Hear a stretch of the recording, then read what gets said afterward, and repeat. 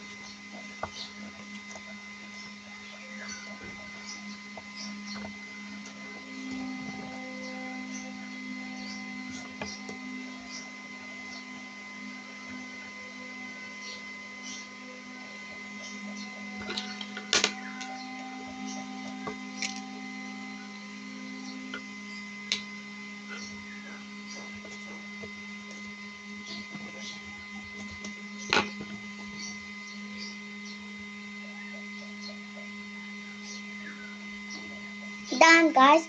So, let's read. Mahalagang tao, lugar at pangyayari sa kasaysayan ng buo.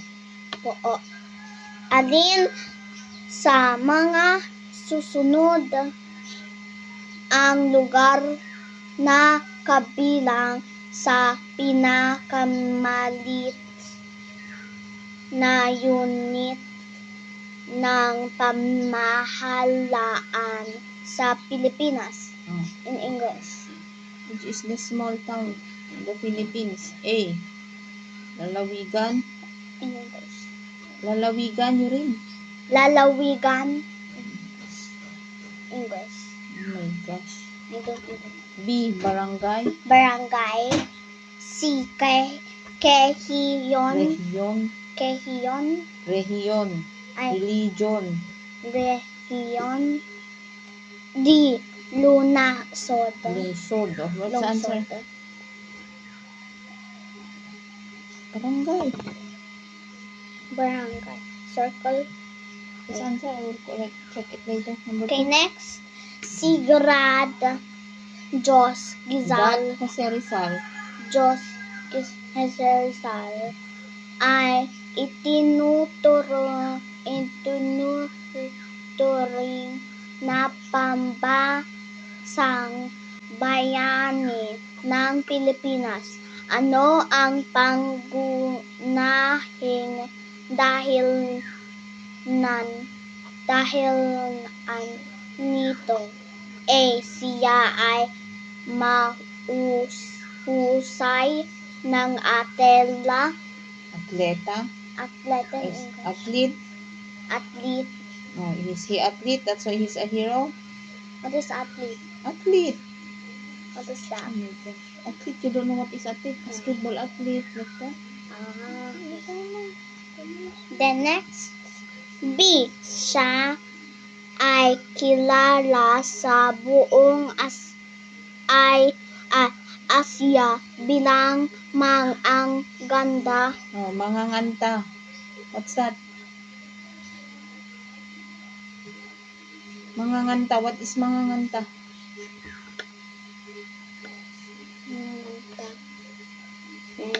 He is good in singing. Manganganta. No. C. Siya ay what's that? Mayamang. Read. Negosyan.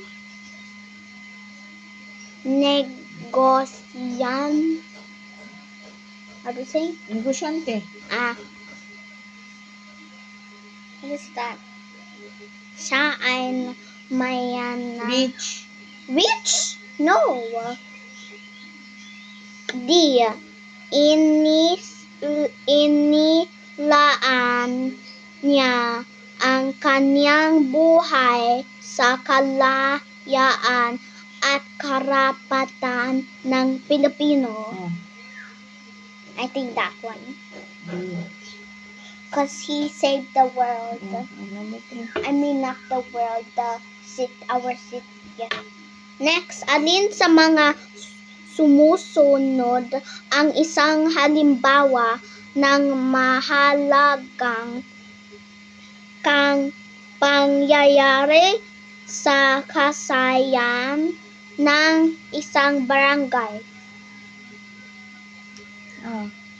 Read A. In English. C. A. A.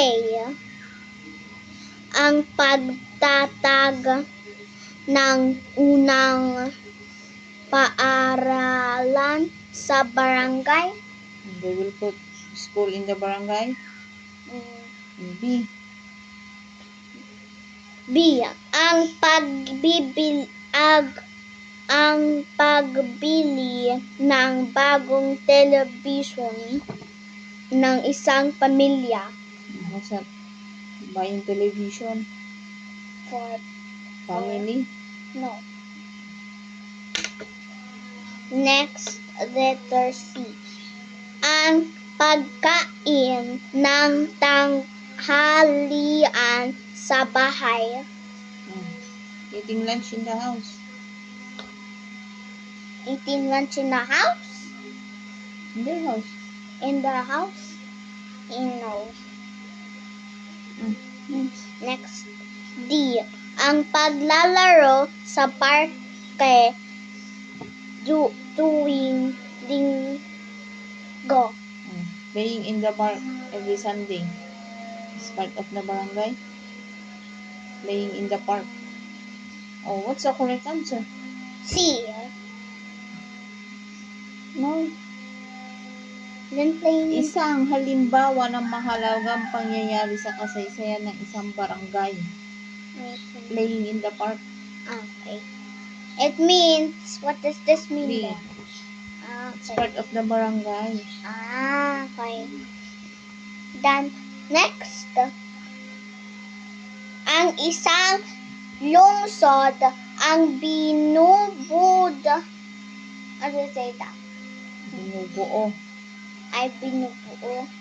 na maraming na pinagsama. A. Reunion. Region.